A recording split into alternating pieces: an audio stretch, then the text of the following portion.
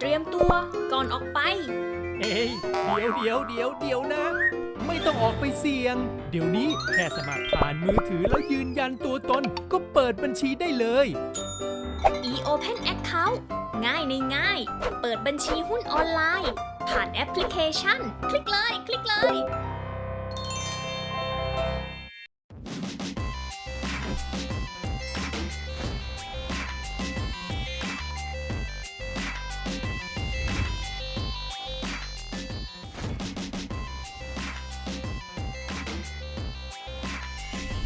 ถ่ายทอด DNA ด้านความยั่งยืนการสร้างสรรค์สินค้าและบริการอย่างรับผิดชอบคือการทำงานที่ตั้งใจคัดสรรวัตถุดิบที่มีคุณภาพและคงไว้ซึ่งรสชาติต้นฉบับซึ่งเป็นจิตวิญญาณของอาหารการสนับสนุนสินค้าชุมชนมาใช้เป็นวัตถุดิบในการประกอบอาหารถ่ายทอด DNA ด้านความยั่งยืนการสร้างสรรค์สินค้าและบริการอย่างรับผิดชอบโดยการดูแลวัตถุดิบอาหารให้คงคุณภาพที่ดีอาทิควบคุมการขนส่งการจัดเก็บอาหารให้ได้ตามมาตรฐานก่อนนำไปเป็นวัตถุดิบปรุงอาหารโดยการสร้างสรรค์เมนูอาหารที่ผสมผสานวัตถุดิบและเหมาะสมกับความต้องการของลูกค้า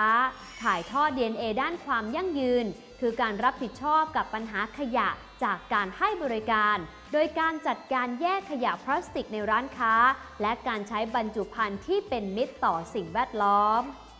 สิ่งเหล่านี้คือ DNA ด้านความยั่งยืนที่อยู่ในการทำงานทุกวันพวกเราจะสร้างสรรค์สินค้าและบริการอย่างรับผิดชอบต่อลูกค้าสังคมและสิ่งแวดล้อมเพราะพนักงานทุกคนมีส่วนช่วยสร้างความยั่งยืนขององค์กรในอนาคตนี่แหละ DNA ความยั่งยืนของเรา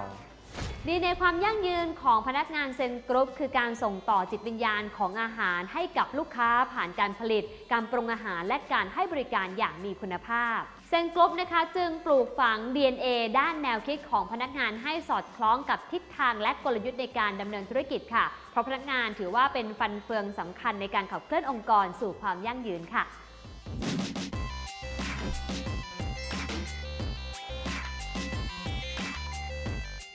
วันนี้ขอเสนอตอนสักวันคงถึงฝัน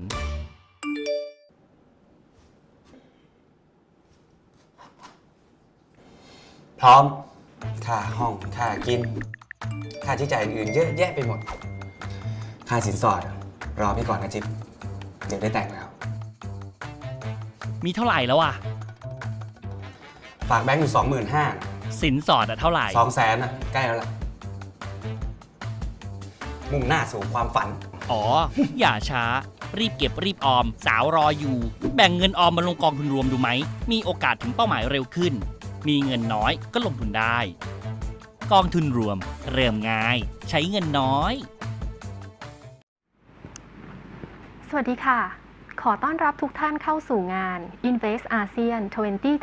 2021 ดิฉันชุติมาธนพิรุณธรและวันนี้ได้รับเกียรติจากดร.สรพล ตุลยเสถียรท่านรองผู้จัดการสายงานวางแผนกลยุทธ์องค์กรมาให้ข้อมูลเกี่ยวกับ ASEAN Exchange และงานในวันนี้ค่ะงานในวันนี้นะคะได้รับความร่วมมือนะคะระหว่าง ASEAN Exchange กับบริษัทหลักทรัพย์เมย์แบงก์กิมเองจัดขึ้นภายใต้ธีม ASEAN Exchange Beyond the Pandemic Crisis ค่ะดร.สรพลคะเบื้องต้นก่อนที่จะเริ่มงานอยากให้ดร.สรพลช่วยให้ข้อมูลถึงประวัติความเป็นมาเกี่ยวกับ ASEAN Exchange สักนิดนึงค่ะครับขอบคุณครับคุณชุติมาครับในส่วนของ ASEAN Exchange นะครับก็เป็นความร่วมมือนะครับของตลาดหลักทรัพย์นะครับในภูมิภาคของอาเซียนนะครับรวมทั้งหมด7แห่งนะครับใน6ประเทศนะครับอันได้แก่ตลาดหลักทรัพย์ของมาเลเซียนะครับของอินโดนีเซียฟิลิปปินส์นะครับสิงคโปร์แล้วก็ของเวียดนาม2แห่งก็คือฮานอยและโฮจิมินห์แล้วก็ตลาดหลักทรัพย์แห่งประเทศไทยหรือเซตนะครับความร่วมมือนี้มีมาตั้งแต่พศ2552นะครับโดยมีวัตถุประสงค์เพื่อให้เกิดความร่วมมือในการโปรโมทนะครับการลงทุนในภูมิภาคอาเซียนเนี่ยเป็นสำคัญนะครับค่ะคราวนี้ถ้ากล่าวถึงตลาดหลักทรัพย์เนี่ยเราก็มักจะนึกถึงขนาดของมูลค่าตลาดหรือ Market Cap นะคะในส่วนของ ASEAN Exchange เนี่ยมี Market Cap เป็นอย่างไรคะในส่วนของ Market Cap นะครับก็คือมูลค่ารวมของตลาดทั้งหมดใน7ตลาดหลักทรัพย์ของอาเซียนนะครับ มีมูลค่ารวมกันรวมประมาณ 2.5 ล้านเหรียญสหรัฐนะครับเพื่อให้พวกเราเห็นสเกลมันนะครับตลาดหลักทรัพย์แห่งประเทศไทยเนี่ยมีมูลค่าmarket cap นะครับ 580,000 ล้านเหรียญสหรัฐนะครับณปัจจุบันนะครับถ้ารวมของทั้งอาเซียน7แห่งทั้งหมดเนี่ยที่ 2.5 ล้านเหรียญเนี่ยก็ประมาณ4 เท่านะครับของตลาดหลักทรัพย์แห่งประเทศไทยนะครับใหญ่ขึ้นถ้าเกิดพูดถึงจำนวนของบริษัทนะครับของไทยเรามีประมาณ760บริษัทนะครับแต่ใน7แห่งของตลาดหลักทรัพย์อาเซียนที่รวมกันเป็นอาเซียน Exchange นะครับมีรวมกันทั้งหมด 3,742 บริษัทนะครับ IPO นะครับปีที่แล้วปี 2020เนี่ยเซตมี IPO 28 แห่งนะครับบริษัทเข้ามาจดทะเบียนในตลาดหลักทรัพย์ของเรานะครับถ้ารวมของอาเซียนทั้งหมดเนี่ยมี108 บริษัทนะครับที่มา IPO ก็ประมาณ6 เท่านะครับอันนี้ก็ให้ทุกท่านเห็นว่าสเกลเนี่ยจริงๆรวมกันแล้วมีความใหญ่มีความน่าสนใจมีความหลากหลายมากขึ้นนะครับค่ะเป็นข้อมูลที่น่าสนใจมากเลยนะคะค่ะแล้วถ้าท่านผู้ชมอยากจะติดตามข้อมูลข่าวสารเพิ่มเติมเกี่ยวกับ ASEAN Exchange นี่สามารถที่จะติดตามได้จากช่องทางไหนบ้างคะครับเราก็มีการทำตัวเว็บไซต์ร่วมกันนะครับชื่อว่า ASEAN Exchange เว็บไซต์นะครับ www.asean นะครับแล้วก็ exchanges นะครับ .org นะครับเว็บไซต์นี้ก็เป็นเว็บไซต์ที่ฟรีนะครับที่นักลงทุนหรือผู้สนใจเนี่ยสามารถเข้าไปดูข้อมูลต่างๆเกี่ยวกับพัฒนาการของแต่ละตลาดนะครับรวมทั้งมีเครื่องมือในการเซิร์ชข้อมูลด้านการเงินนะครับเรื่องของราคาแล้วก็เรื่องของบทวิจัยต่างๆนะครับเพื่อให้นักลงทุนเนี่ยได้มีข้อมูลเพื่อใช้ในการตัดสินใจการลงทุนนะครับอันนี้ฟรีนะครับก็อยาก encourage ให้พวกเราลองเข้าไปดูกันนะครับค่ะและสำหรับเสวนาในวันนี้นะคะอยากให้ดร.สรพลช่วยให้ข้อมูลเกี่ยวกับรายละเอียดของงานหน่อยค่ะครับในส่วนของเสวนาวันนี้นะครับหัวข้อน่าสนใจมากนะครับก็คือเรื่องของ ASEAN Investor นะครับ Where are the next opportunities นะครับอย่างที่เราทราบกันว่าปีที่แล้วก็ปีนี้เราประสบปัญหาของวิกฤตโควิดนะครับแต่ในทุกวิกฤตก็มีโอกาสนะครับในคราวนี้เนี่ยเราก็ได้เบอร์1เบอร์2ของ ASEAN CEO นะครับในแต่ละ Exchange เนี่ยเข้ามาเล่าถึงโอกาสในวิกฤตคราวนี้นะครับว่ามันมีอะไรที่น่าสนใจบ้างนะครับเราได้รับเกียรติจาก CEO ของเบอร์ซ่านะครับซึ่งเป็น Exchange ของประเทศมาเลเซียดร.ภากรปิจัทวัชชัยที่เป็นผู้จัดการของตลาดหลักทรัพย์แห่งประเทศไทยนะครับคุณรามอนนะครับที่เป็นCEO ของฟิลิปปินส์ Stock Exchange นะครับแล้วก็คุณไมเคิลซิงนะครับที่เป็นผู้บริหารระดับสูงของสิงคโปร์ Exchange นะครับได้เข้ามาเสวนากันนะครับในอีก1 ชั่วโมงนะครับค่ะค่ะและงานเสวนาในวันนี้นะคะจะเป็นภาษาอังกฤษทั้งหมดนะคะและในช่วงท้ายของงานดร.สรพลก็จะมาสรุปประเด็นที่สำคัญนะคะเป็นภาษาไทยให้นะคะค่ะและตอนนี้ก็ใกล้ถึงเวลาที่เวทีเสวนาจะเริ่มขึ้นแล้วนะคะค่ะขอเรียนเชิญทุกท่านรับชมกันได้เลยค่ะ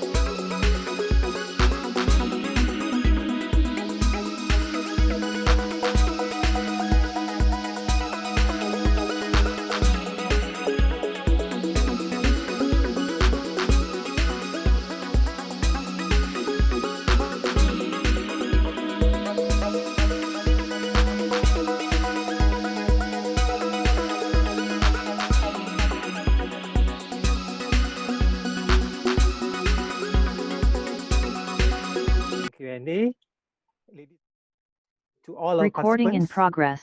Do take this opportunity to ask questions to our speakers if you do have any.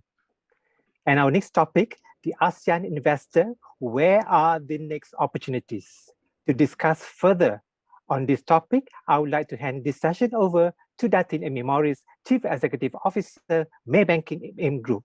Datin, over to you. Good morning, everybody, and thank you for your responses to that poll. I think perhaps we will share the responses at the end of the session just to make sure we know, where our investors are at. So good morning again. And so what should be the conversations when you have the heads of 4 of ASEAN's largest exchanges on the same panel? To me, it should naturally be hot. It should naturally be topical and around possibly new investors, new finance, and new consciousness. Well, at least that will be the focus of today's panel. And we are honored today to have on our panel Dato Umar Swift, CEO of Bursa Malaysia, Dr. Pakon Pita Tawachai, President, the Stock Exchange of Thailand, Ramon Monzon, President and Chief Executive Officer of the Philippine Stock Exchange, and of course, Michael Sin, Senior Managing Director and Head of Equities, Singapore Exchange. Before we go into the conversation, ladies and gentlemen, let me set the context with a few facts. Firstly, the MSCI ASEAN Index has been underperforming key MSCI global equity benchmarks, both for emerging markets and all countries. Secondly, institutional fund flows for both active and passive funds have, for the most part, turned to net outflow positions. And thirdly, ASEAN local investors themselves are increasingly looking beyond our perceived all economy exchanges for areas of investment opportunity that are more in sync with their principles, as paths are now being made more accessible. But there are also positives, such as our NKE economists projecting buoyant economic growth over the next 2 years, and ASEAN standing a fair chance of tapping into surging global sustainability AUMs to the likes of $53 trillion expected to be invested in ESG growth opportunities. Ladies and gentlemen, today's format with our 4 gentlemen is an open conversation, and panelists are encouraged to jump in wherever and whenever. So let's talk. The first question I would like to pose to the group. Looking at the new ASEAN social investor, all exchanges have seen a growth in retail trading over the last 12 months. So what plans do the exchanges have to continue to tap into the retail liquidity pools as the underlying current drivers of whether it's low interest rate global environment and simply being under lockdown and staying at home fade or reverse? So maybe I'll kick that question first to Dr. Umar. Dr. Umar? Thanks, Amy, and a very good morning still to everyone. I think the key thing is what are investors looking for? They're looking for growth and dividend.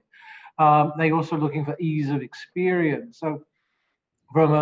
and my colleagues from other exchanges will also be doing the same, I'm sure. It's all about removing barriers for opening accounts, making sure they're delighted. There is a greater emphasis on education because we have new investors. I mean,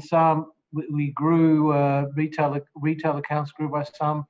132% year on year new account openings, of which 80% was retail last year. Tremendous, a large portion that was millennials. Now they've been attracted in because of liquidity. Some have said, Tina, there is no alternative. And they then have entered into our market and they've enjoyed returns. Now we're moving into a different period. And is this growth sustainable? And I think all of us at ASEAN exchanges are looking to delight these investors and bring new interesting products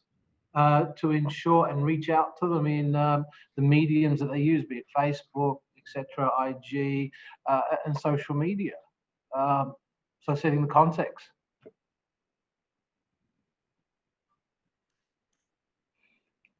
With that context prevailing in Malaysia, in Bursa, for Ramon, that was a similar experience in the Philippines as well. Retail participation in the Philippines rose to 44% in first quarter from a very small 18% in 2019. So what will the PSE likely be doing to ensure that is sustained? Well, again, the impressive growth in the participation of the retail investor in the Philippine market is even more significant in the sense that our average trading volume has also gone up. So not only, okay, our average trading volume has gone up 54% in the first quarter from, the previous year. So with that growth, the local investor participation, also went up to 74% from 55. And of the 74%, the retail market went up from 26.9 to 43.3. So, it's just not a growth in the retail investor per se, but in the overall, participation of the market. So for us, it's very important that, investor education continue to be, in place and, get the retail investors, especially the new investors, educated on, investing for the long term, not going for the so-called speculative stocks where they hope to make fast money and eventually they will get burned, lose money and then, get, disincentivized to continue participating in the market. So for the PSE, we're really boosting our investor education initiatives to make sure that the retail investors are, adequately protected from, getting into speculative investments. Okay, we take note of that, Ramon, and maybe that's a good segue for Michael, right? Because whether we like it or not, investor preference for new economy stocks, whether the tech, the renewables, the pharma, they are fairly distinct from the older economy stocks that are prevalent in our exchanges, the telcos, the banking, and the plantation companies. So what are the remedies that Singapore Exchange are looking at? I think the exchange as a standalone infrastructure isn't going to change the economy, but there's lots of very important things that we can do, right? As alluded to by Dr. Umar and by Ramon, the tension we have as regulators and infrastructure providers is wealth management or gamification. Somewhere in the middle is probably that sweet spot. So with respect to growth prospects, where in a zero interest rate environment, you've got inflation running wild, people know they have to do wealth management, but what they really also want to have is double-digit, triple-digit returns. So how do you do that? Well, one of the most important parts of the regional economy that we have to think about in development is the new economy. And this is already happening. We're seeing this, right? So today, you alluded to the MSCI construction for Asia. In Asia ex-Japan, China is 50%. Korea is 15, Taiwan is 15, India is 11. All of the rest of us put together, below 8%. This is starting to increase because the new economy stocks, names like Grab, like Sea, like Gojek, which is coming, Toko, which is coming, these have all been included and they're now included in MSCI ASEAN. In fact, so the ASEAN weight is going up by 1% because they're getting included. And what will happen next is very much as you've seen in Hong Kong, the homecoming of these stocks. This is a natural home of those companies. So I think our economies have done a very good job of providing a growth story that's regional for these new economy stocks. And in the very near future, I expect that we'll see them returning to our markets. Okay, and the one big question also that people tend to ask, right, is how do exchanges at least try to retain unicorn investability within ASEAN? So maybe Dr. Pakon, any thoughts on that? Yeah, let me get back to the first two questions because I think it's very important that we look at all the market and we see the similarities between this market. The first thing that all of us mentioned is that the ease of access to the capital market. That is so important. That's why the e-open account, e-KYC, e-suitability, and then the online trading platform are so important. That's the first thing. The second thing that I would like to mention is that the new IPO. When you look at the new IPO in all the market, you will start to find that these are the new large stock that the company want to divesting or start to split it off into many industry, and that concentrate more on the retail investor. This is why now the digital platform that each exchange has must be able to maintain the service to provide to all these new number of the investor. And lastly,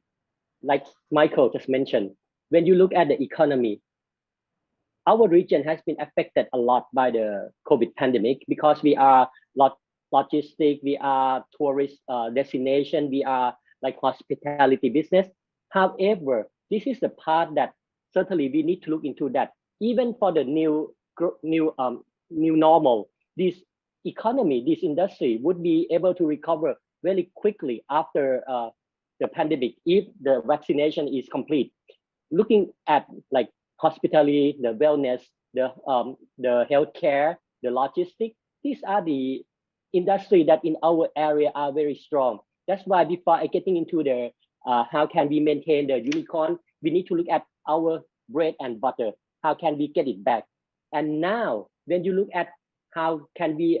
start to groom up all these unicorn or the startup, I would say there are at least three things that we need to support them. The first thing is the education and platform, because startup normally for themselves they have good idea, but they need to understand the entrepreneurship. They need to understand how to run the business. That's why we need to bring up this kind of like support for them. Secondly, to scale up, how can we provide the back office support? How can we have the system that they can use in the low cost and use those information to connect to the investor and to be like the connecting point to the issuer and the investor. And lastly, the funding and the trading platform. This is the part that we need to provide more channel for the startup to be able to raise the fund. Previously, normally what they did is to looking at their family, borrow from the bank, but how can they utilize the capital market to fund themselves? These are the things that I would say we need to build up the ecosystem, not just the way that we work with them, but we have to provide all these functions, the platform, so that the startup can get this kind of accesses. Okay, so if I hear everybody correctly, there's a whole myriad of things, in order to retain the retail liquidity pools, lots and lots of education, to really focus in on the bread and butter recovery stories, of which, all the ASEAN exchanges are definitely going to be experiencing in a very positive manner. And of course, and most importantly, the removal of friction, right? And the cost of transactions. So if we talk about removal of friction, perhaps this is also a kind of timely segue into talking about, for example, new finance, right? And as we all know, how the ASEAN exchanges will thrive or adapt does depend, or perhaps, will have a point of reflection on the blockchain trending future, right? And what we call the new architecture of trust.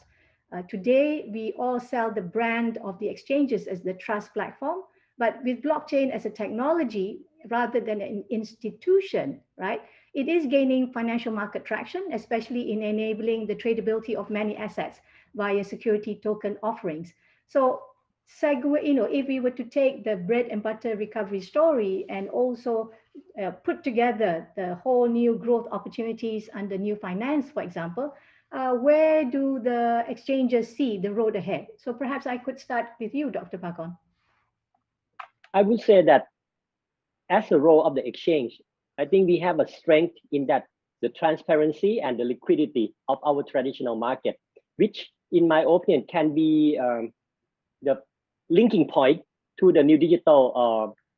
asset exchange. At the moment, when you look at the blockchain and the digital asset, the thing that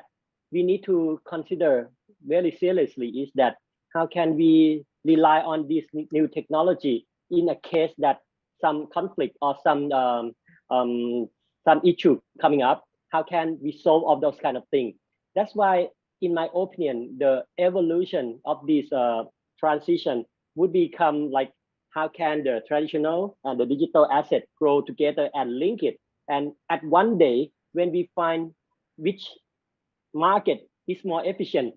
people will turn to that market. But at the moment, there are still a lot of things that we need to concern. That's why, in my opinion, it will grow together and it will have a linkage between the two exchange, the two type of exchange. For example, now once you have like investing in the cryptocurrency, what would you do with the profit that you get from there? Would you put it in and diversify in one asset?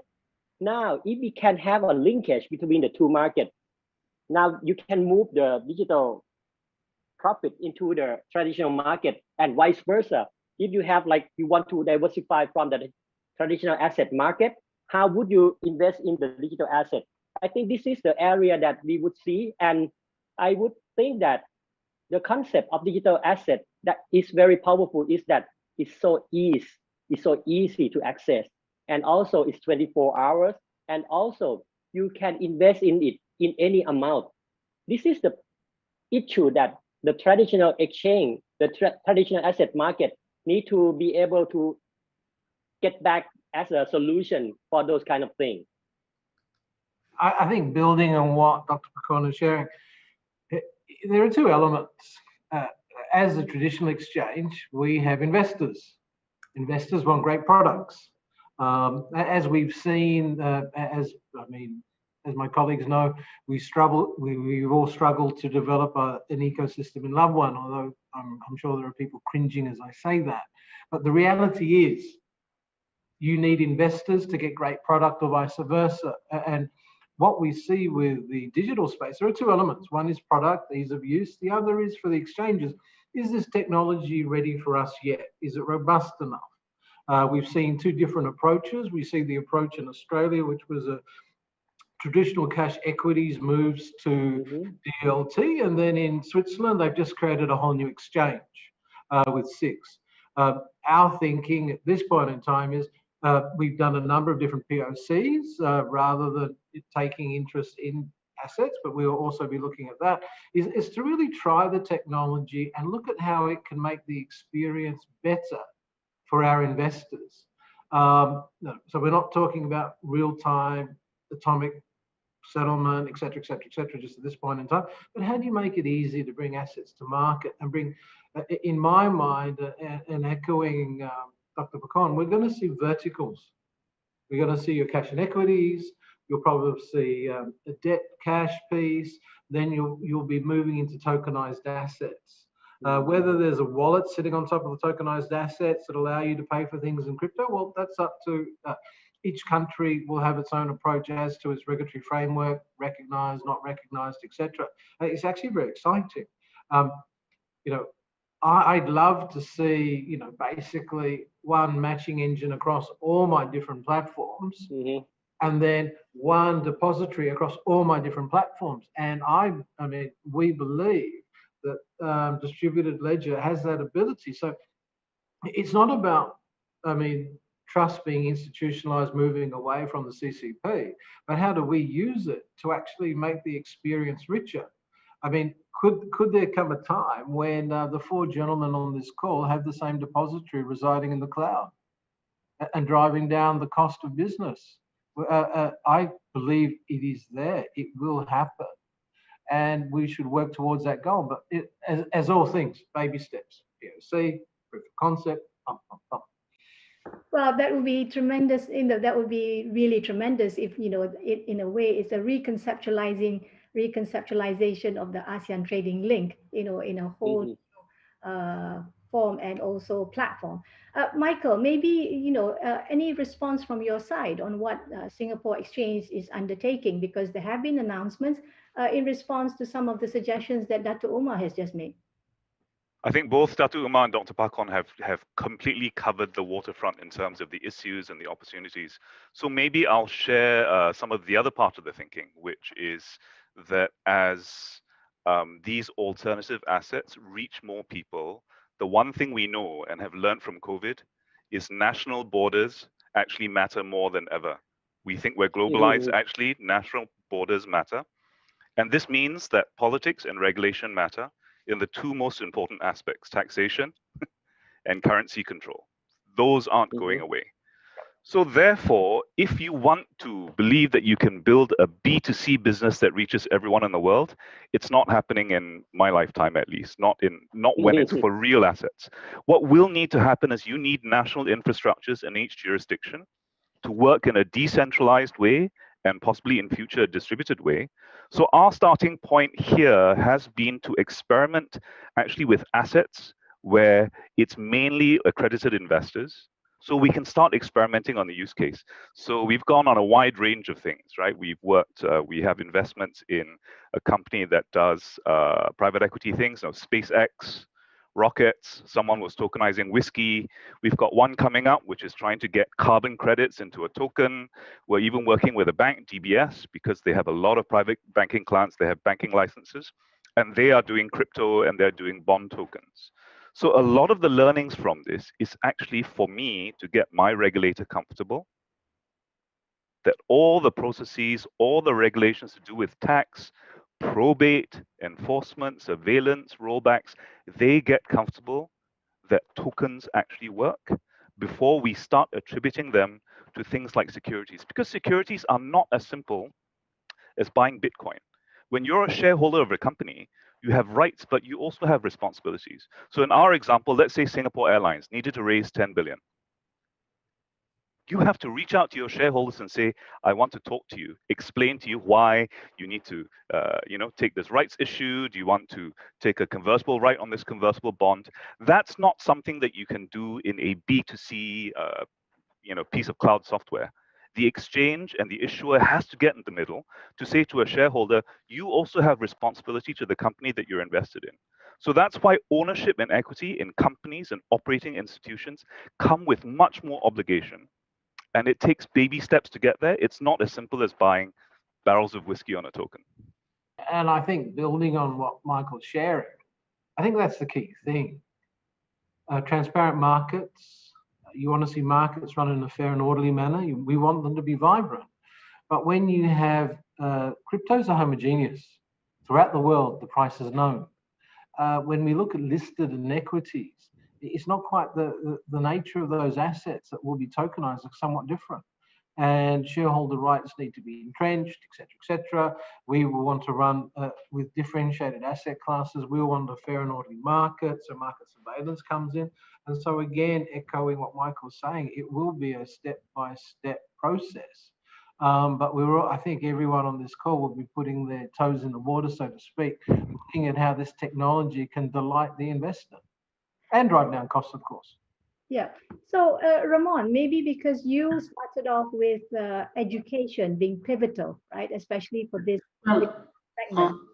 For the Philippine market, I just want to make some comments on this crypto, trading, in the stock exchanges. For the Philippines, cryptocurrency trading is really it's in an infancy stage. In fact, as we speak now, we are still waiting, some rules from our regulator on how to, regulate digital asset exchanges. So I feel, I don't deny that, cryptocurrency complements, traditional securities in a trading platform. But again, because it's a new product, so investor protection being an important part of an exchange's obligation, we need to wait, of course, for our regulators to come up with rules to protect investors. And again, more important, even if the rules are there, we've got to engage in massive education for investors on this new security class. So for the Philippine market, I don't see this happening probably in the next, in the short term. Yeah, and also taking up from what the various responses, the obvious question from various segments would be, why would exchanges take on the risk of custody and settlement, as well as the security and reputational complications, for example, right? And as we all know, there has been a lot of froth and speculation around the trading of Bitcoin, for example. So yes, baby steps, but how would we manage that perception that it is not just speculation? And there's complete silence from the learned members. Yeah, just pick up, Amy, just pick on someone. We've clearly got a lot to say, but I don't know how much we can actually. All right, let me grab this thorny one. I mean, from our perspective, would we be building a crypto exchange? We've looked at it. It's not perhaps where we are. Now, would the asset be available maybe as an ETF or as a depository note? But would I have Would I have a crypto sort of exchange running? No, I'm very interested in tokenized assets. That has a role to play. But, heaven forbid, we view, is there an underlying, this is more my value judgment, to be frank, is cryptos don't have any underlying substance. It's a supply-demand piece, and you can see the price fluctuate widely. It doesn't mean that it doesn't have a role to play before I get inundated in the question box. But our role is trusted counterparty. That's what we do, which is why we then do the depository, etc., to control the whole, not control the transaction as well as the value chain. But crypto per se, Dogecoin, Ethereum, Bitcoin, I think it doesn't quite jive with what we're trying to do, because as the exchange, we help people raise capital to invest in their businesses, and to create jobs, create profit, pay tax. So that's one element of it. And from an investor perspective, it is about growth and dividend. Cryptos don't achieve that, but a tokenized asset can. So it's a slightly, it's nuanced naming. It's not just crypto bad. It has a role to play, but not perhaps for Bursa. Maybe just to jump on Dr. Umar's point on that, which is there is legitimacy in the idea of a crypto asset. I have a nephew who trades in sneakers. And to me, a sneaker is something you buy for $9.99. But you all know that sneakers can go from $5,000 to $10,000. God knows why. It's a pair of shoes. So there is legitimacy in people saying, I want to sell this pair of sneakers for $5,000 to $10,000. But very clearly, as Dr. Umar is saying, the people who are involved in crypto today make money purely from capital gains. Nobody has yet worked out a social purpose for the things that go on in crypto. That will happen. That will surely happen. Crypto version 2, crypto version 3. The way stock exchanges in particularly are formed is that we have a very specific social purpose to serve in terms of issuers, international brokers, education, research, and increasingly ESG, which I'm sure you come on to, where the stock exchange's role is now incredibly intrusive. We're supposed to tell our listcos, hey, listen, you need to talk about carbon, sulfur, water usage. So crypto is still in a very early stage of growing up to say, what is my social purpose in society, or am I just a sneakernet? If I may add, I would say that the things that the exchanges, I would say that all of the exchanges are talking about would be the function of the digital asset, the token issuer, the trading and clearing, the wallet issuer, and investor services. Those are the things that are the function of the exchanges. And we certainly would be more welcome to use the technology of the digital asset market. And on the cryptocurrency, I would say that the main function of the cryptocurrency that the exchange would employ would be on the mean of exchange, which is not just the property of the cryptocurrency, but all the digital currency. That's why I think that for the Stock Exchange of Thailand, the thing that we would be interested to do is that how can we transform all these traditional market function in using the new technology that underline the crypto market at the moment, if we found that it's more efficient and it has serving the customer to their purpose. And that's why I think that for us, it's more on the using the digital currency as a mean of the exchange, not as an asset that we gonna do the trading. But I also agree with the Dato Umar on the fact that the product of the cryptocurrency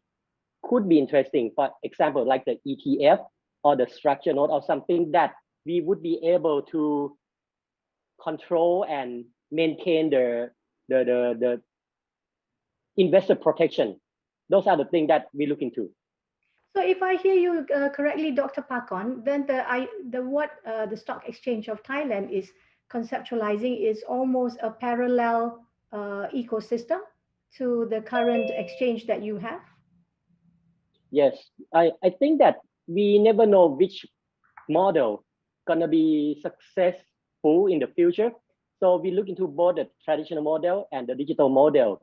However, we certainly need to improve and increase the efficiency of the traditional model, the asset that we have, so that it become more like a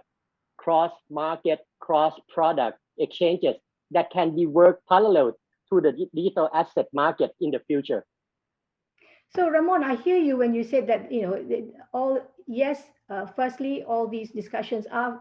at infancy, and certainly at infancy within the conversations of ASEAN exchanges. But what would the PSC, what would the view of the PSC be in terms of the options into the future? Well, we are working together with our regulator now, so they could formulate, the rules, okay, that would, take investor consideration as a primary, consideration. And at the same time, we know whether the exchange trades cryptocurrencies or not. There are investors already trading that, in other, websites or platforms. So the thing, and we don't know how safe those, trading those platforms are. So that's what we've been telling our regulator. While we know, this is not right for the Philippine market at this time, but we do have to, I guess, put some urgency in it, because at some point in time, we need to, get those present investors in digital currencies in the, in a setting where, the platform is safe. I mean, speculation is well understood and I guess controlled. So we are working to get this on stream, but like I said, probably not in the next 6 months to a year. But we recognize it. It is part of the exchange's responsibility to get this into our platform. Yes, so my plan was actually then to move to the third part, which is on new consciousness, all about, the most talked about conversation, which is on ESG. But maybe the last question that I have, in terms of new finance is ESG tokens, right? Carbon tokens, would that be things that, the exchanges would, could feasibly be looking at? That's yours, Michael. When you look, yeah. We are. It's actually, honestly, it's a way to drive interest. I think ESG is a very complex, and I don't think ESG as a concept will sustain. Something will replace it, right? The overarching thing is this idea of sustainability. Now, historically, all of our exchanges have only focused on G. We know G adds value, right? Governance is very important. E is now very topical. We know that's true. But sustainability is deep in our DNA, because what we talked about earlier, not allowing or not permitting people to blow their money because they think they can make 10x on a stock, but rather create wealth sustainably. That is the fundamental mission why we put so much engineering to our stock exchanges. So while it may seem new, actually it's just an expansion of the role that we're saying that we need investors to get even more educated about companies than just their governance, just their dividends. We're saying that if you want your investee company to be sustainable for the next 10, 20 years, the environment is going to start becoming important. And that can happen in tokenized form, in depository receipt form, in ETF form, in many, many forms. I mean, it isn't, this whole concept of ESG, it's actually been around for a long time. Particularly the S. You can go back as far as the Vietnam War. Dow Jones was being sold because it made napalm. There were demonstrations. So but of course it's become more mainstream. But we get back to our raison d'être for what we do and who we are is to create long-term wealth and allow people as a part of our respective economies, allow people to raise capital, and so there is a social impact to what we do. Clearly, the G, as we all know, does move the needle a lot, which is where our primary focus was. But we need to start caring for our environment, because if we continue to warm our nation, or warm our world rather, we won't have much of a world left to for our children to inherit. Yeah, but the question gentlemen, is, are we moving fast enough? Are we evolving our regulatory enough? And also to ensure the corporates also got skin in the game. I think Okay, let me go. Yours, Doctor. Sorry, Uma. I think the point that you are making is very important. However, what we need to do is that how can get this information to the investor. That's why I would say that we certainly support the way that the standard of this information on the sustainability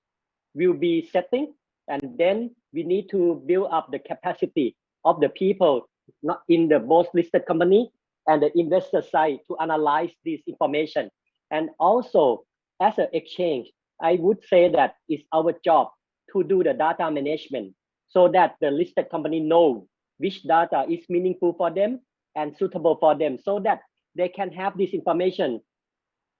transmitted to the investor. These are the things that, in my opinion, are very important to build up this sustainability. If I could add, I completely agree with Dr. Pakon, which is why I think all the exchanges have focused quite narrowly right now on carbon. It's not the be-all and end-all, but it's important because it's something where there's enough understanding where you could persuade your listed companies to do good comparable disclosure. So the idea of the market is to say, with the right disclosure, our marketplace will price in either a green premium or brown discount, and the market will tell the company, do more of this, do less of that. So it's like accounting standards 30 years ago. It took 20 years to get IFRS agreed across country. It will take another 10 years to get carbon accounting working. And then we still have a lot of work to do, but that's a starting point. Yes, I think that there is general consensus that it's all about disclosures, and disclosures that need to be standardized, they need to be frequent, and of course, they need to be very comprehensive. So, again, taking it to a slightly of a more interesting topic, engine number one, right? The small activist organization that created a lot of headlines all over the world by being able to put on the board of ExxonMobil 2 of its representatives. So stakeholder activism in this part of the region, do you as exchange CEOs, do you see, are you anticipating that we will see a lot more of it? And what is the message that you are sharing with the boards and management of listed companies, for example? So maybe I'll start. I think the answer is yes and no,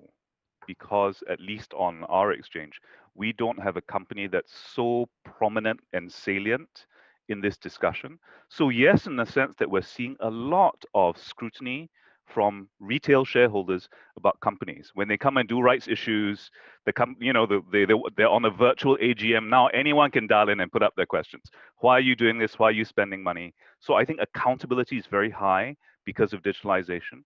But in some sense, no. Because it's due, again, back to the earlier point, it's the weighting of our economies and our companies within global indices, right? A lot of the investment now happens through the passive shareholding arms of, say, BlackRock or Vanguard. And if our weightage is about 10% only in Asia ex-Japan, I think what they'll do is focus on impact. So I think our companies have time.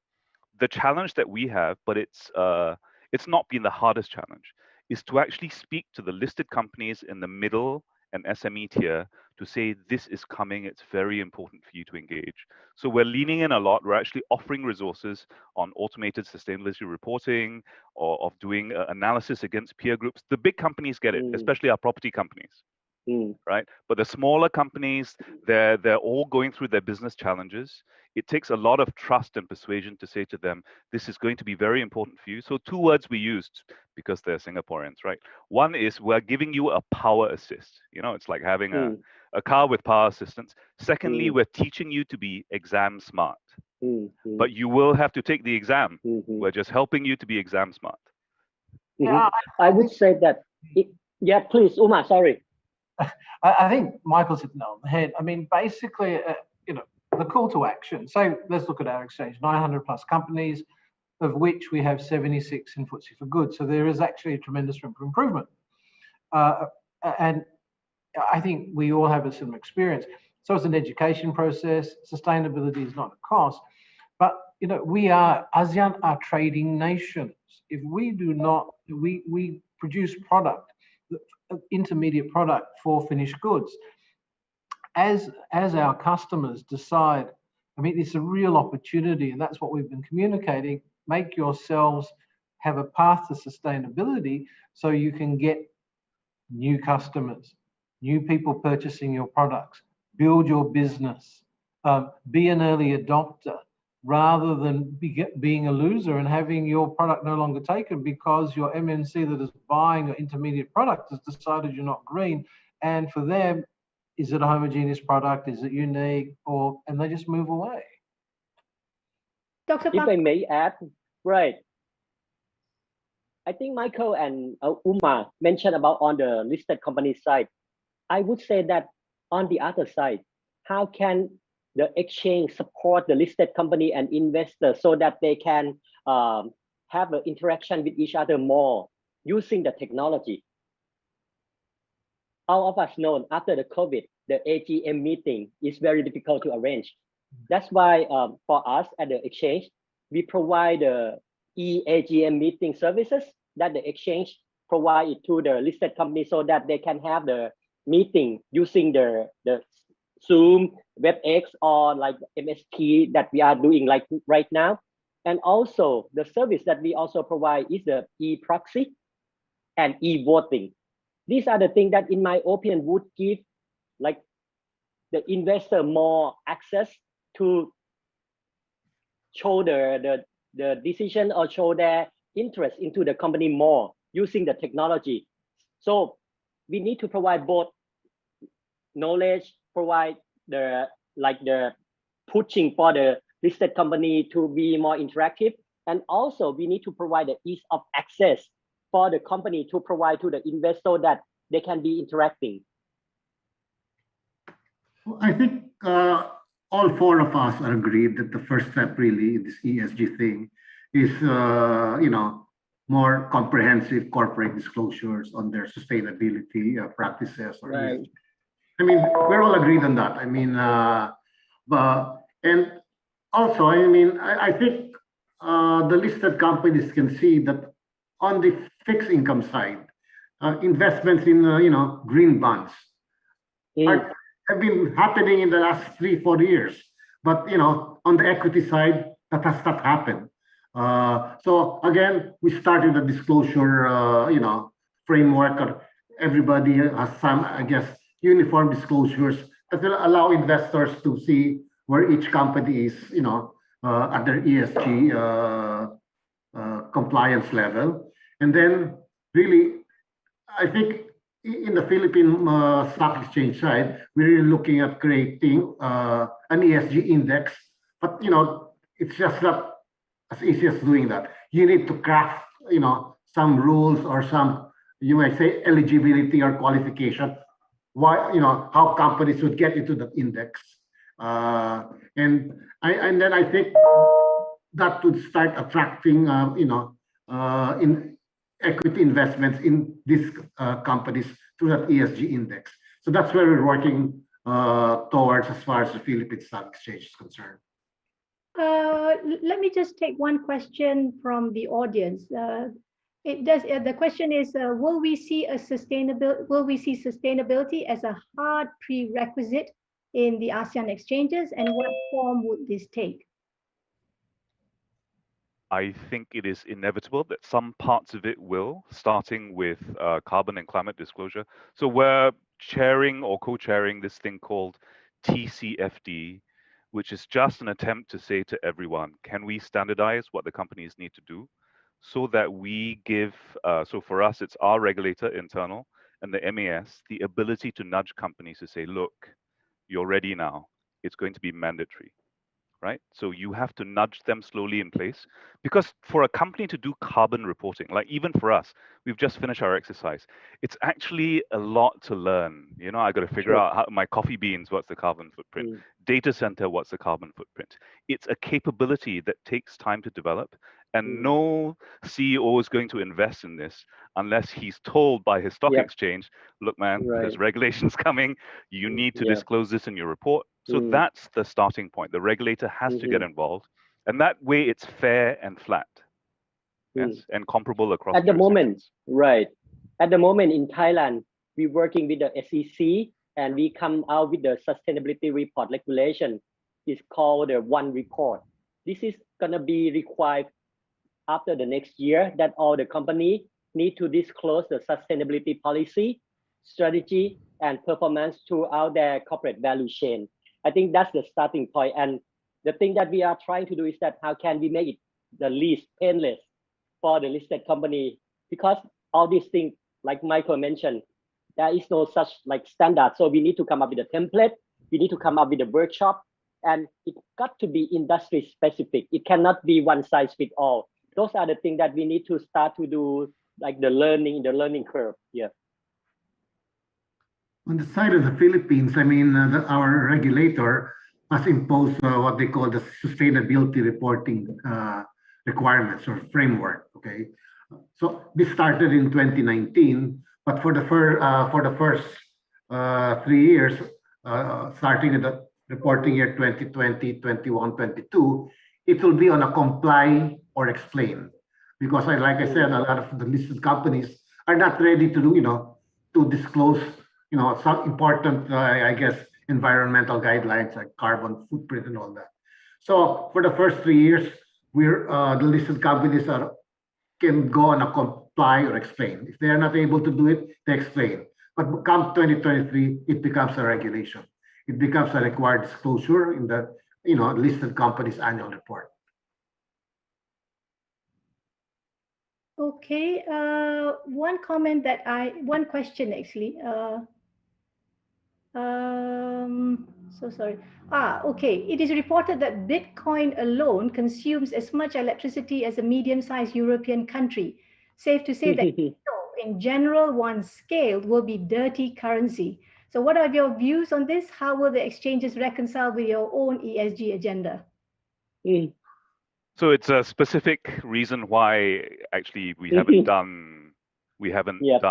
Bitcoin in its current form. So my views on this are that Bitcoin is a fantastic and wonderful proof of concept. Came after the financial crisis. It tried to establish trustlessness through proof of work, and we now know that you can't scale proof of work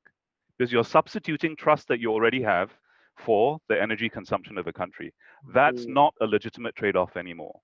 There are other ways to build trust or trustlessness into second version, third version of these crypto assets, which are on a public chain. And I think that we'll look back at Bitcoin and in 10 years' time and say, what was all the fuss about? Just like we went from 2G to 3G to 4G, now we're on 5G internet. It will evolve. And one of the things that I think people will hold a global network accountable for is that it can't be entirely faceless. There must be recourse. There must be ultimately some ability to enforce. I think that's when it truly scales.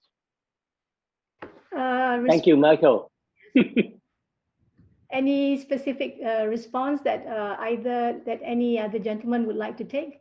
Because those are pretty. I think Michael come up with a very good solution and answer for the question that you have. Yeah. Totally agree. Michael pretty much hit the nail on the head with the hammer. I mean, it gets back to the philosophy of what exchanges are about, efficiency, etc. The DLT platform that is Bitcoin is very interesting, but it's not particularly efficient. And we need to move to something that's going to evolve. And I think it'll be step by step. I mean, I've used the term a number of times, but really, say, for example, at Bursa, we're having a POC around a parallel tokenized asset. I think the RFP goes out the next couple of weeks, just because we want to test the technology and understand it. And I mean, a little bit we test it to failure. Interesting. Dr. Omar, a specific question also to take up on your comment about leveraging technology to drive greater opportunities for partnerships, such as a common depository across the ASEAN exchanges. Any other further comments on that? Well, I'd also like, well, I mean, we are an intermediated environment. I think so. The front end may be always quite specific. We have different vendors, so that's all about branding, if you like, and what we're doing, and we all have our own aspirations. But as you look at the back end is amongst ourselves. Of course, there are issues with regulators to look at, but it could be a common solution. We're all very hungry for foreign institution support, foreign investors. The best way to attract foreign investors is to make it easy for them to invest, and perhaps clearing could be something that we could share, build common platforms as we go forward over time. I mean, then a depository is probably a little bit more difficult, but that would be around a DLT solution in my mind. And I think that's quite exciting because it drives down the cost. I mean, as an exchange, one of the things I'm very mindful of, we want to deliver value and drive down cost. So is there a moral hazard cross-subsidizing development in DLT at the expense of what I should be doing for cash for equities? But we look at it and we scale our investment to test the technology, always with a view to supporting our cash to equities and what we want to do in derivatives as well. Okay, we have a lot of questions in the chat box. So if any of you gentlemen want to answer any particular question, please feel free also. But perhaps one question, as we are moving towards our wrap up, an interesting question perhaps. The competition is global now. What would be ASEAN markets' point of difference? Well, for me, the biggest point of difference is that ASEAN is distinct from China and the US, right? It is sustainably positioned demographically because we still have a beautiful demographic stack. We are critical in world trade, and we are between the great land masses of India and China. So economically, it's a highly sustainable construct. We've proven ourselves as ASEAN to be able to be politically resilient, even though it's not even a federation, right? It's a brotherhood and sisterhood of nations. And that is a very sustainable model for capital markets to integrate the financial supply chain. We've spent the past 20, 30, 40 years integrating all sorts of supply chains, and now it's time for capital markets to come to the fore. A lot of it historically was due to regulation, or even the fact that we ran our own trading pits, which are physical, data centers, which are physical. But as both Dr. Pakon and Dr. Umar, Dr. Umar and Ramon have alluded to, the next generation actually is about software-defined exchanges. Like all of our stuff in future won't be physical. It'll be software-defined. And once it's software-defined, it becomes less politically sensitive because it sits there, it's shared, right? It can sit in a cloud, it can replicate. I think when that happens, our financial supply chains will be much better integrated, and therefore ASEAN will become investable as a region, a meaningful demographic region. It's about getting size and scale, I mean, to a large extent. I mean, we see the opportunity in the size and the population of ASEAN, but it is not a homogeneous market. So the greater homogeneity, I mean, our rules will come together, it will be an evolution, and that's the call to action. That being said, as Michael nicely put it, we're not quite the breadbasket, but we are a large manufacturer. We are trading nations that manufacture. We provide support. We provide soft skills. I mean, these are not unique, but we are well positioned to serve the world in products they need. Agreed, Dr. And when you look at all countries in the region, we have strengths that are quite different and diversified. I think that is one of the very important factor, that it's not just like one country. It's more like many countries, but different strengths that they have. And when you look at how they integrate, at the moment, when you look at the trade integration, it has been great. You can see that now the cross-border trading between Thailand, Malaysia, Vietnam, and other countries that connected to each other are more and more. And I would say that for the capital market, we are quite lag behind the trade market. How can we promote this kind of development? I would say that you're going to start to see it. The cross-listing of the product. For example, in Thailand, we have the listing of the Vietnam ETF, which is very popular here. And almost 30% of the trading value of that ETF in Vietnam nowadays come from Thailand. The thing is that how can we start more and more cross-listing of the asset within the region first, so that now the market become connected, and then we can sell the whole region as an asset class to the outside of the region. I think those are the evolution that we're going to start to see. Yes, that would be really awesome. Ramon? Well, I mean, at the moment, the world can see there are no more trade barriers, among Asian nations, ASEAN nations. So, as Michael said, our demographics for the ASEAN countries are fantastic. We've got the one of the youngest population, I guess, profile, in the world. We have the consumption, the number of consumers, is there, and then combine that with the not trade barriers. So it's a very, very potent market. So I think it's something that the global investors or companies can afford to ignore. I love it. So, gentlemen, we have 2 minutes left for our session, and can I suggest that we wrap up with a one-word description from each of you, how you describe the future of your exchange. So maybe I'll start off with Mike. Purposeful. Purposeful. Cool. Dr. Umar? Accessible. Accessible. Wonderful. Ramon? Right. Wonderful. Dr. Pakon?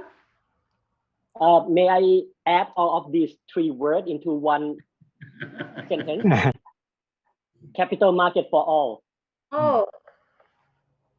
wonderful, wonderful. So we've come to the end of our session. Thank you, Dr. Umar, Dr. Pakon, Ramon, and Michael for keeping it very, very real today. So in finding the new opportunities in ASEAN, here are my 3 key takeaways from the session. Firstly, there is light at the end of the tunnel with a buoyant market outlook anticipated for ASEAN.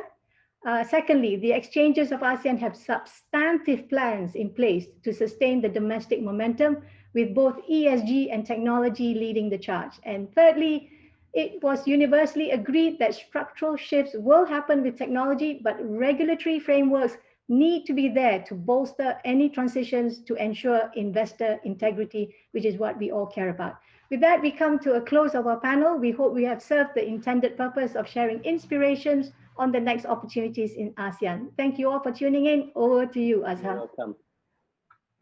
Bye-bye. Thank you, Amy. Thank you. ค่ะ การเสวนาที่เพิ่งจบไปนะคะในหัวข้อ The ASEAN Investor The Next Opportunities เป็นการเสวนาระหว่างผู้นำตลาดหลักทรัพย์ในภูมิภาคอาเซียนค่ะทั้งจากตลาดหลักทรัพย์สิงคโปร์ฟิลิปปินส์มาเลเซียและจากประเทศไทยค่ะโดยในช่วงนี้ค่ะเราจะเป็นช่วงสรุปสาระสำคัญนะคะจากการเสวนานะคะและได้รับเกียรติจากรองผู้จัดการตลาดหลักทรัพย์แห่งประเทศไทยค่ะดร.สรพลค่ะตุลยเสถียรค่ะซึ่งท่านก็อยู่กับเราตั้งแต่ตอนเปิดเซสชันนะคะและดิฉันค่ะปารวรรณวรพฤกษ์ค่ะรับช่วงต่อจากคุณชุติมาค่ะเราเริ่มจากภาพรวมกันก่อนเลยดีไหมคะคำถามแรกที่ดิฉันเห็นที่ผู้ดำเนินรายการถามถึงภาพรวมในแต่ละประเทศค่ะเกี่ยวกับแผนที่จะเพิ่มผู้ลงทุนรายย่อยของแต่ละประเทศค่ะท่านครับต้องเรียนว่าทางผู้จัดเนี่ยฮะก็ได้ฉายภาพว่าขณะนี้เนี่ยสถานการณ์ของตลาดอาเซียนเป็นยังไงก็บอกว่าในขณะนี้เนี่ยเรื่องของperformance ของอาเซียนตลาดหุ้นเนี่ยยังถือว่ายังแลกขาดอยู่ยังช้าอยู่แล้วก็ในช่วงหลังๆเนี่ยถ้าเกิดว่ามีการลดน้ำหนักของดัชนี MSCI ในการลงทุนในอาเซียนซึ่งปัจจุบันก็อยู่ รวมๆกันเนี่ยประมาณ 8% เนี่ยจาก 100% ทั้งหมดเนี่ยเราจะสร้างความน่าสนใจยังไงแต่สิ่งหนึ่งที่หลายคนก็ได้พูดถึงว่าตอนช่วงหลังๆเนี่ยจะมีเรื่องของเทรนด์ในเรื่องของนักลงทุนโดยเฉพาะรีเทลเนี่ยที่เข้ามาเยอะขึ้นในช่วงปีที่แล้วที่เป็นปีโควิดนะครับแล้วก็ปีนี้นะครับแล้วก็เป็นธีมที่ apply กับใน ASEAN Exchange ทุกที่เลยนะครับที่เข้ามาสิ่งหนึ่งที่ทุกคนเห็นตรงกันว่านักลงทุนที่เข้ามาเนี่ย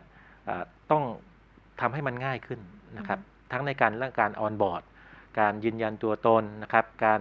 ให้ความกรอกแบบฟอร์มเพื่อประเมินความเสี่ยงที่เขายอมรับได้ต้องทำให้มันง่ายขึ้นอันนี้คือประเด็นแรกที่ทุกคนเห็นตรงกันประเด็นที่2เนี่ยก็คือเรื่องของการให้ความรู้นักลงทุนนะครับว่าต้องให้ความรู้เขาเพื่อให้เขาเนี่ยสามารถลงทุนในตลาดหุ้นได้อย่างยั่งยืนคือความยั่งยืนของตลาดเนี่ยก็ขึ้นอยู่กับความยั่งยืนของนักลงทุนด้วยนะครับแล้วอีกประเด็นหนึ่งที่ทุกคนพูดคล้ายๆกันนะฮะก็คือว่าการมี Product ที่ตอบโจทย์นะครับสำหรับคนที่เข้ามาลงทุนซึ่ง Product นั้นเนี่ยก็ไม่ว่าจะเป็นในเรื่องของ Product ที่สามารถลงทุนได้ง่ายนะครับในจำนวนที่อาจจะไม่เยอะมากเพราะนักลงทุนที่ใหม่ที่เข้ามาเนี่ยก็ลงทุนไม่เยอะอาจจะเป็น Product ที่เกี่ยวกับ New Economy นะครับUnicorn นะครับอาจจะเกี่ยวกับ Product ที่เกี่ยวกับเรื่องของความยั่งยืนนะครับหรือเรียกว่า ESG นะครับก็เป็น 2-3 เรื่องที่ทุกคนเห็นสอดคล้องกันนะครับค่ะแล้วก็อย่างที่ดร.สรพลพูดนะคะว่าเราก็คือแต่ละตลาดหลักทรัพย์เนี่ยจะต้องมีแผนในการเพิ่มผู้ลงทุนรายย่อยของแต่ละประเทศแล้วผู้ดำเนินรายการก็ถามไปอีกว่า the road ahead เนี่ยในแผนในอนาคตของแต่ละตลาดหลักทรัพย์ในภูมิภาคอาเซียนเนี่ยที่พร้อมจะรับการเปลี่ยนแปลงในด้านเทคโนโลยีต่างๆอย่างเช่นพวกคริปโตเคอเรนซีเป็นเรื่องยุคแห่งดิจิทัลเนี่ยค่ะในแต่ละเรื่องเนี่ยแต่ละท่านโดยสรุปภาพรวมเป็นยังไงบ้างคะในเรื่อง road ahead นะครับมี2ธีมหลักนะครับที่หลายท่านก็ได้ยกขึ้นมานะครับธีมแรกคือเรื่องของดิจิทัลนะครับส่วนอีกธีมหนึ่งคือเรื่องของความยั่งยืนนะครับในเรื่องของ sustainability ซึ่งในเรื่องของดิจิทัลเนี่ยทุกคนเห็นพ้องกันหมดเลยว่าในช่วงโควิดเนี่ยทุกคนเนี่ยนักลงทุนเองหรือแม้กระทั่งตัวบริษัทเองเนี่ยเริ่มใช้ดิจิทัลเนี่ยเข้ามาในการประกอบกับชีวิตประจำวันมากขึ้น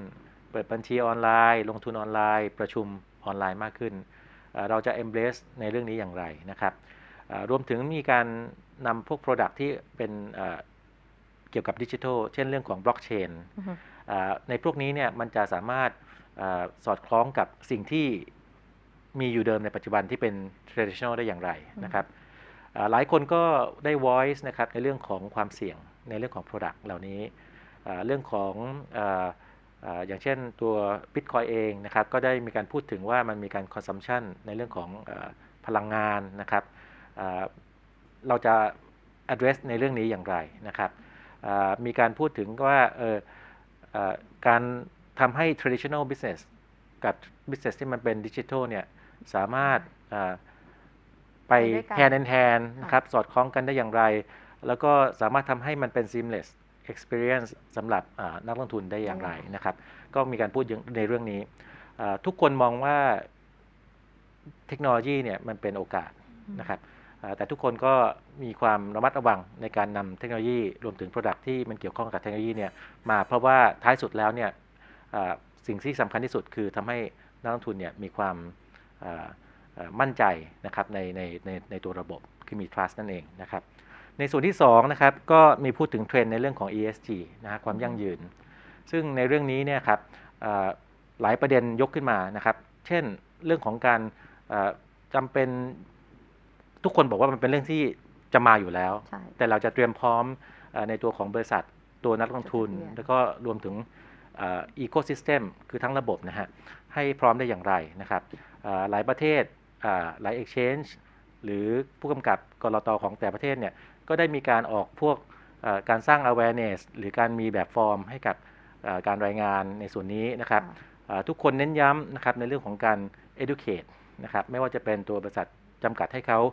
ยกขึ้นมาทำยังไงที่จะช่วยเหลือบริษัทระดับกลางนะครับและขนาดเล็กเนี่ยให้เขาสามารถเตรียมความพร้อมนะครับในการcomply กับในเรื่องของESG นะครับ ทำยังไงให้นักลงทุนนะครับมี awareness นะครับมีความตระหนักรู้นะครับว่าเป็นเรื่องสำคัญมีการพูดในถึงเรื่องของ ESG เนี่ยตัว G เนี่ยคือตัว governance เนี่ยอันนั้นก็นักลงทุนเห็น value อยู่แล้วนะครับตัว E เนี่ยเรื่องของสิ่งแวดล้อมนะครับและตัว S เนี่ยก็กำลังทยอยกลับเข้ามานะครับซึ่งจุดนี้เนี่ยก็อาจจะเป็นอีกจุดหนึ่งที่ทำให้ความน่าสนใจของ Product ของอาเซียนเนี่ยมันน่าสนใจมากขึ้นนะครับแล้วก็จะช่วยลดในเรื่องของกระแสน้ำหนักของอาเซียนใน MSCI เนี่ยที่มันลดลงได้นะครับค่ะแล้วก็เกือบสุดท้ายแล้วท่านผู้ดำเนินรายการก็เลยอยากเล็งเห็นว่าผู้นำเนี่ยจะในภูมิภาคอาเซียนเนี่ยมีข้อแตกต่างอะไรมีจุดเด่นอะไรให้นักลงทุนมาสนใจในภูมิภาคเราอะค่ะจุดเด่นหลายคนพูดสอดคล้องกันนะครับในประเด็นแรกคือว่าอาเซียนเนี่ยเป็นภูมิภาคที่มีความยูนิคนะครับพูดถึงว่าอาเซียนนี่ไม่ใช่จีนนะครับแล้วก็เป็นอยู่ในโลเคชันที่สามารถเชื่อมโยงในหลายภูมิภาคที่เติบโตเร็วเช่นจีนและอินเดียนะครับอาเซียนเนี่ยมีความหลากหลายนะครับอย่างProduct หรือสาขาของตัวบริษัทเนี่ยในแต่ละประเทศเนี่ยมันก็มีความcomplement ซึ่งกันและกันนะครับหนึ่งในประเด็นที่ทางดร.ภากรเนี่ยได้ยกขึ้นมาในเมื่อเรามีความหลากหลายเนี่ยเราจะเชื่อมโยง Product ระหว่างกันอย่างไรนะครับอย่างเช่นในช่วงหลังๆเนี่ยก็มีการใช้พวก Product Linkage ไม่ว่าจะเป็นการใช้DR Depository Receipt นะครับที่ทำให้นักลงทุนในประเทศหนึ่งเนี่ยสามารถลงทุนใน